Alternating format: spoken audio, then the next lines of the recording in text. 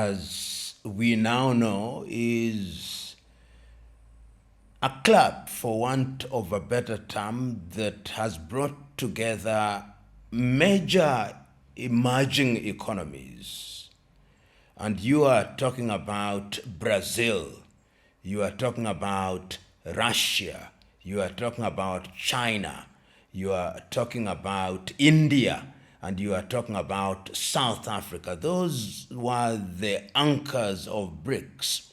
And the creation of BRICS is a reaction to what one may describe as the dominance of Eurocentric and Americocentric institutions, whose greatest claim to fame is that they dominate international politics and economics.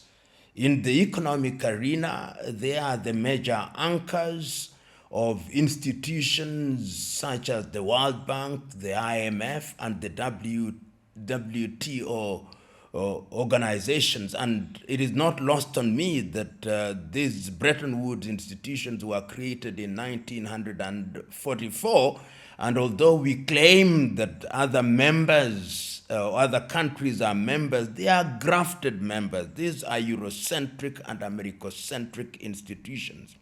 And BRICS comes into the arena and asking fundamental questions. They are saying, for how long shall we be dominated by Europe and America? For how long shall we have our banking system being dictated to by these institutions? For how long will we have the dollar as the dominant country? For how long shall we have SWIFT as the medium of transfer of money, or IBAN as the medium of transfer of money? We who are emerging economies, and look at India with a population in excess of 1.5 billion. Look at China with a population in excess of 1.3 billion. Look at Russia with a population in excess of 100 million. Look at Brazil with a population in excess of 150 million. Look at South Africa with a population in excess of 70 million. They are saying on a head count, we represent the largest population in the whole world.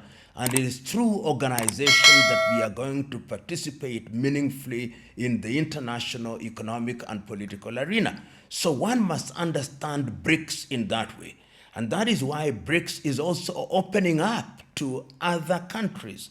And at the recent meeting between the 22nd and 24th days of October 2024 in Kazan in Russia, 13 additional countries were invited and are going through the process of joining the BRICS, and there are others who have appetite to join. So BRICS is an answer to what has hitherto been dominant Western institutions. The fact that leaders of major countries in the world appeared in Kazan in Russia is a statement that we will not allow anything to stand in our journey towards being effective in our participation in world economics. That is why you saw Modi of India, Xi Jinping of China, Cyril Ramaphosa of South Africa, and indeed many other leaders present saying, we are coming, come rain or shine, because we believe that there is an agenda that is worth pursuing, and we are not going to allow ourselves to be diverted. So it was a very strong statement. And for the president of Russia, Vladimir Putin, it was also a statement with major political implications that I am not as isolated as the West wants me to be, that I'm a player in the world. You cannot ignore Russia. You cannot ignore emerging economies. So it is significant.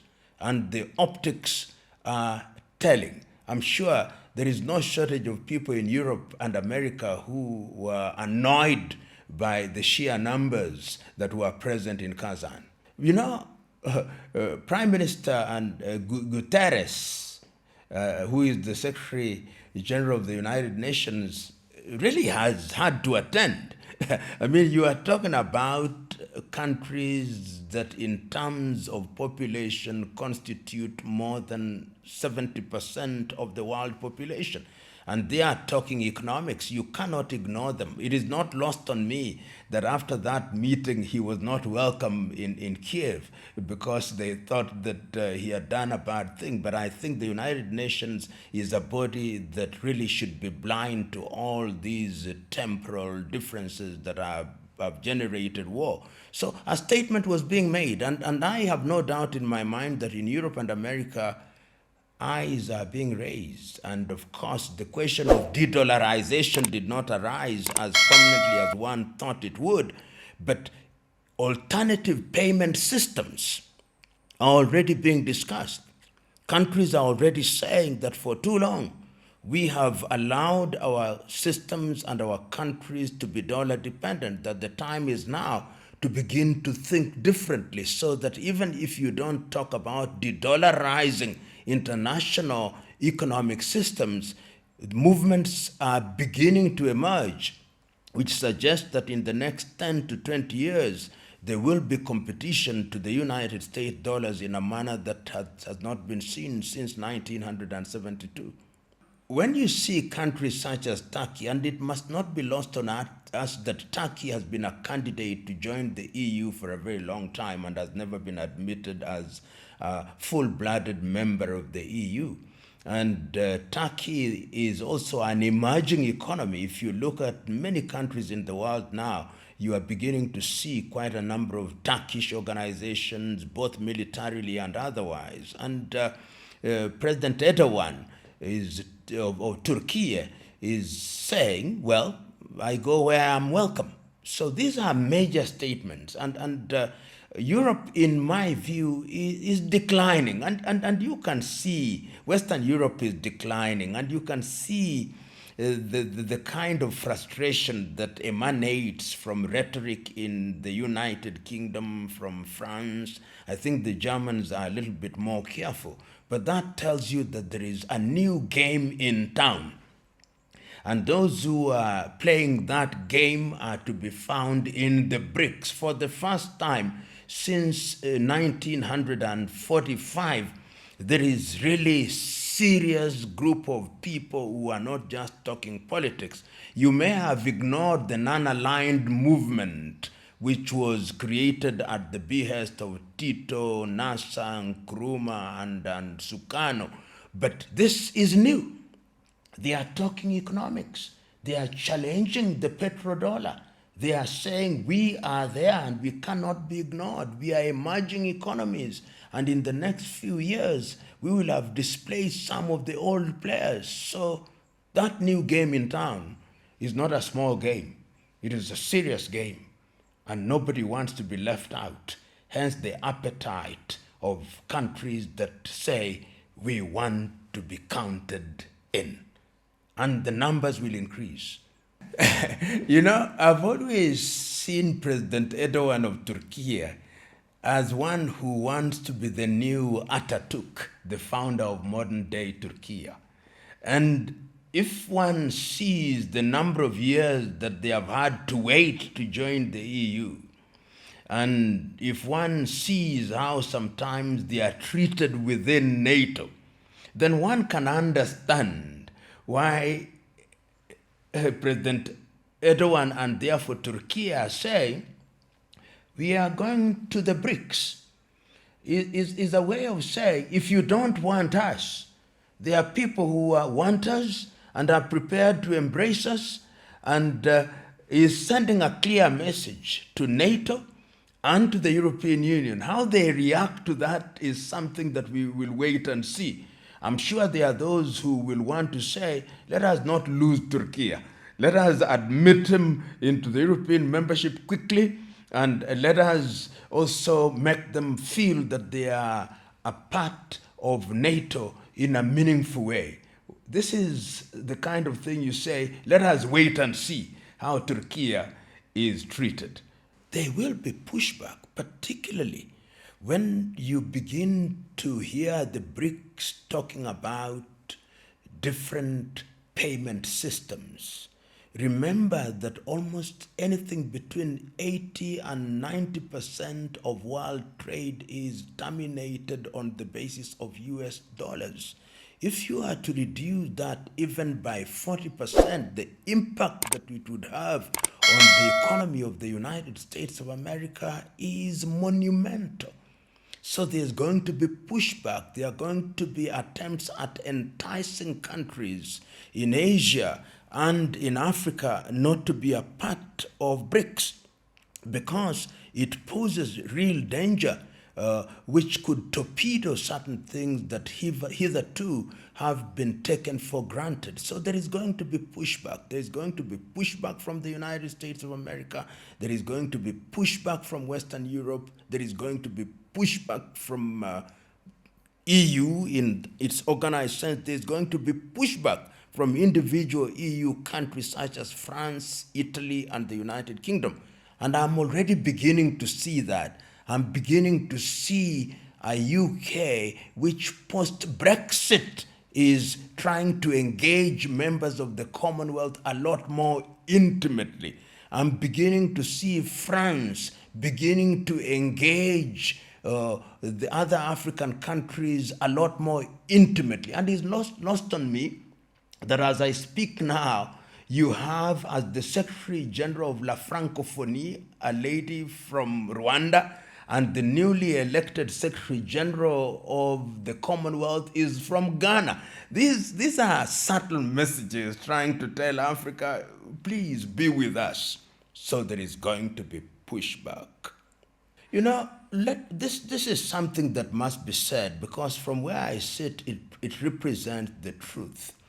There is a sense in which Russia, for historical reasons, attracts sympathy, the circumstances of the war notwithstanding. And the reason is not far to seek.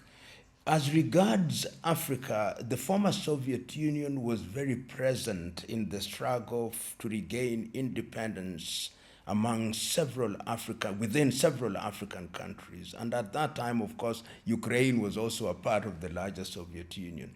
And secondly, it is important to remind ourselves that the Russian-Ukrainian war is now being seen as Western Europe against Russia.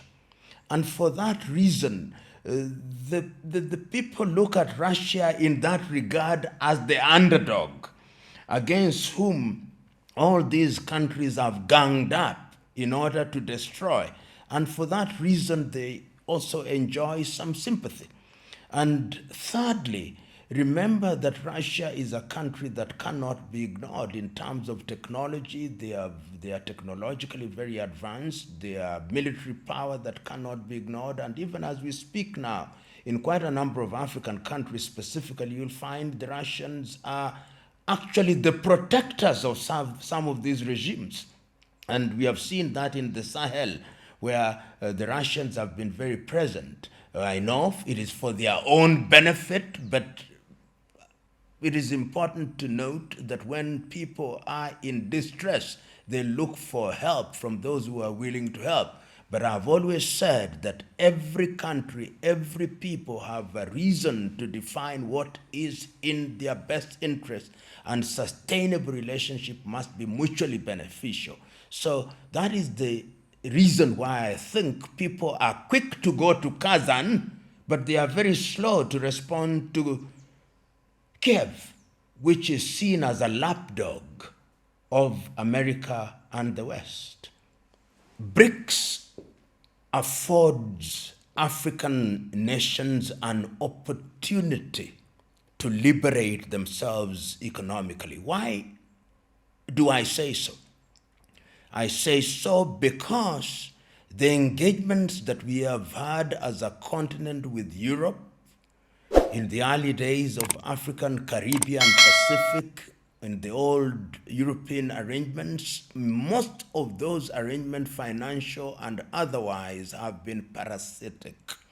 They have not helped Africa in a meaningful way. The engagements that we have had with institutions which are Western-based and which African countries have token memberships such as the World Bank or the IMF have not been beneficial. We will remember the structural adjustment programs in 1980s from which many African countries have not recovered. All these are bad memories, and I think it is Zambia's Dambisa Moyo in her book Dead Aid who is able to demonstrate to us how those relationships have affected Africa negatively. And another person who demonstrated very ably is the South Korean economist Ha Jun Chang in his book The Bad Samaritans. So these bad Samaritans have harmed Africa, and for that reason African countries are saying, but this new thing called BRICS, perhaps it is the savior, perhaps it is the Noah's Ark that will save us from the flood that has been occasioned by these Western institutions. Whether that is what will happen is a different debate, but that, in my view, is part of the attraction of BRICS, because they are saying you will participate, you will not be dictated to, and your participation will be meaningful, and you will be people with a real voice in decision making. That is the attraction. And I see many African countries joining BRICS. In the conflict involving Russia and essentially NATO, there are too many moving parts. And to hazard a prediction is a dangerous thing. But one can speculate that if peace is brokered, and it must be brokered, it will be fragile peace. It will be fragile, and it will be informed by mutual suspicion for a very long time. In other words, it may be the kind of thing that at one time existed between the Soviet Union and Western Europe dit-on. In other words, you will have peace because it is it is beneficial to everybody, not because you want it, because you do not want to be in a state of perpetual war. So that dit-on is going to ensure that engagements are structured. It is going to ensure that we open up trade. It is going to ensure that you eliminate sanctions, because sanctions hurt everybody. And to the extent that you want to make economies vibrant within Europe, in the United States, in Asia, in Africa, and in the Pacific, it is going to be important that something is brokered sooner rather than later. But the truth is, these suspicions will going to remain alive for a very long time. And in fact, I dare say, the United Nations has reached a stage where it is in the same state as the League of Nations. As the League of Nations was leading to the reform and the creation of the United Nations in 1945, the time has now come that the United Nations must actually be re-examined. The question of permanent membership with veto powers, these are things that are already being re-examined. I hope that the world will be bold enough to say, let us rethink the United Nations and let us create another organization, perhaps not create, but let us revamp the UN in a manner that will speak to the world, in a manner that is sensitive to what will happen in the next 50 years. And that must be done. We have seen how the United Nations is ignored by a number of countries. The resolutions that are made are ignored, and it has become a weak organization which really must be given some steroids. And those steroids really must be in the form of fundamental reforms, and the sooner, the better.